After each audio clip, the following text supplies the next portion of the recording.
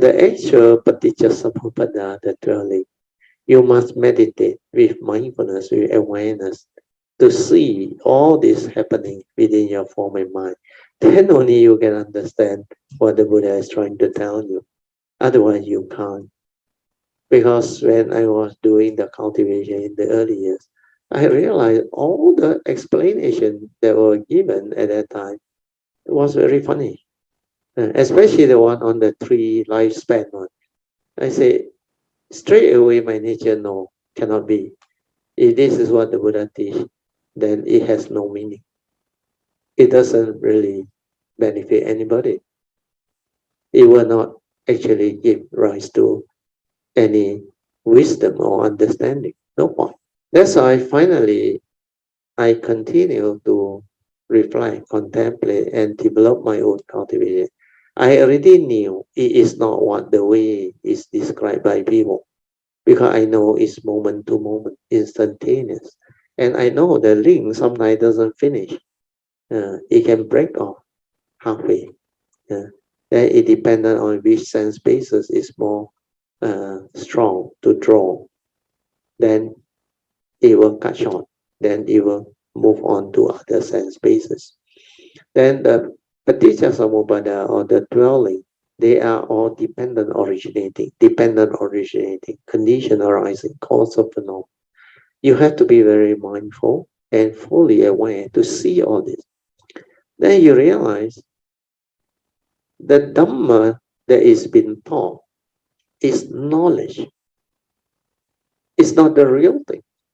The real thing, a lot of other things happen. That's why even the moment of contact, it's not just that contact, that conditioned feeling. In fact, the first link, avijja paccaya sankhara, there is already contact, ignorant contact, dependent on ignorance. Sankhara activity arises. Why?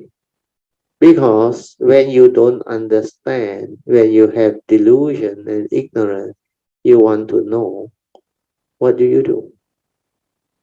You will go and think, isn't it? To think is to make contact with the brain, because the brain is memory, respond to memory, the thought process and all those things. So you go and think. And when you think, you make contact with the brain, the memory. And what is the brain? The brain is an organ responsible for thought consciousness. That's why avijja paccaya sankhara, dependent on ignorance, there is thinking or sankhara activity happening. And there is contact. And because of avijja is ignorant contact. So ignorant contact will condition more than one thing. They will condition the consciousness to arise first. But within split second, because of the ignorance, the content of consciousness go in. So the third and the fourth link is very fast. Avijja paccaya sankhara, straight away it conditioned the vijnana, the pure consciousness. Then the content of consciousness went in. Vijnana paccaya namarupa. Namarupa is the 5 aggregate, mental, the thought, where the content of consciousness go in. Before the content go in, it's just the pure receptacle, which is the pure consciousness without the content. So that one moves very fast. And dependent on the arising of this thought process, there must be sense spaces, otherwise they cannot arise. That's why salaya tana come to be. Then only the whole thing moves. But at the first falling, a lot of things happen at the brain level, the memory level.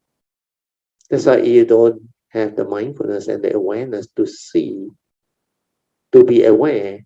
You cannot understand the PaticcaSamuppada, the dwelling of condition arising, dependent originating. Then when you see very clearly all the link, then you realize all of nature has that universal characteristic. They are of that nature. They arise and they pass away. Because mind is the forerunner of all things. Mind is chi. When mind arises, the PaticcaSamuppada arises. So avijja paccaya sankhara, very, very common, very Most people, before they have the understanding and the cultivation, they think a lot. It's because of avijja paccaya sankhara. So when you are not enlightened, when you don't have the wisdom and the understanding born of Dhamma cultivation, this avijja paccaya sankhara always functioning. That's why you become heedless, you think a lot, and you cannot be peaceful. The spiritual faculties are not there. So because of avijja, you create sankhara.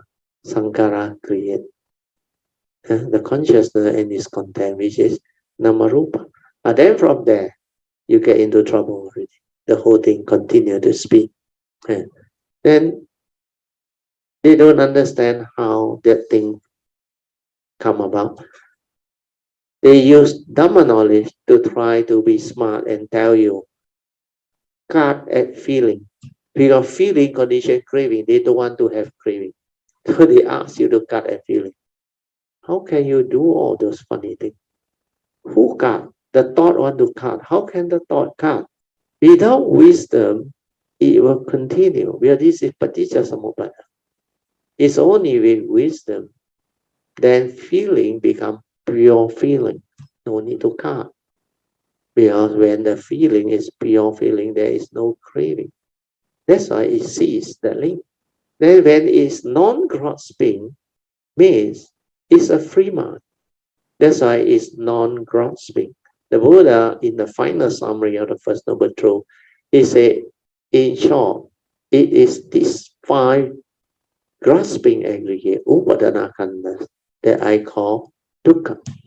So if it's not grasping, means it's a free mind, the aggregate are non-grasping, then there is no suffering, no dukkha. That's how you should develop the understanding. Not try to do this, do that, but the doing is by the thought. The cutting is also by the thought. Without wisdom, how can you cut? You are suppressing. Try not to get angry, suppressing. Try not to have fear, worry, anxiety. Who is trying? The thought is trying, suppressing, controlling. That's why it's delusion, thought-based. Not until you see through the direct seeing, the awareness, nature, the sati, the mindfulness within.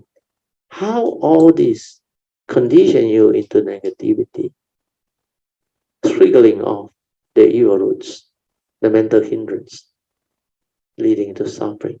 Not until you see clearly and awaken, you will never understand. You can never even fathom what is going on. So in order to liberate, the mind must awaken. That's why it must insight into phenomena, awaken to the 3 universal characteristics, then realize clearly that all the while it was just this avijja, ignorance. Or the more intense one is the self-delusion, sakkayaditthi, the egoic mind, 你我相, that mark of a self, mark of others, mark of existence, Dhamma, everything, that mark. That's why it's called a xiang, wu xiang.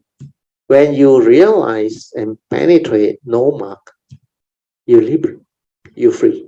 And to do that, you must realize the first hallmark of feeling, which is no thought. You cannot realize no thought. You cannot be in the state of mindfulness, awareness, leading to samadhi. Without sati and samadhi, you cannot see things as they are. You cannot insight in the flow. You cannot awaken. That's why there is no cultivation. You need to have sati, very stable. Then sati leading to samadhi. Then from there, the direct seeing, the insight, the awakening. Otherwise, you are as if dead, heedless, blind, totally cannot see at all.